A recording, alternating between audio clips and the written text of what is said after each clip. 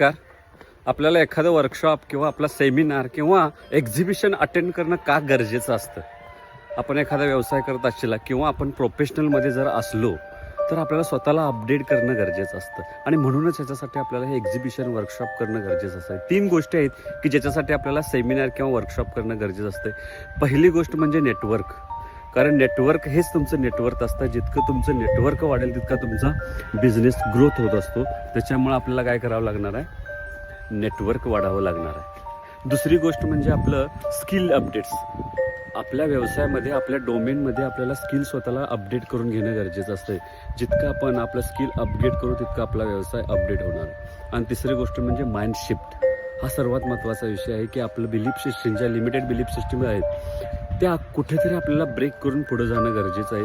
आणि तेच ठिकाण म्हणजे हे वेबिनार किंवा एक्झिबिशन किंवा सेमिनार असतं. त्यामुळं आपण नक्की अटेंड करा. थँक्यू.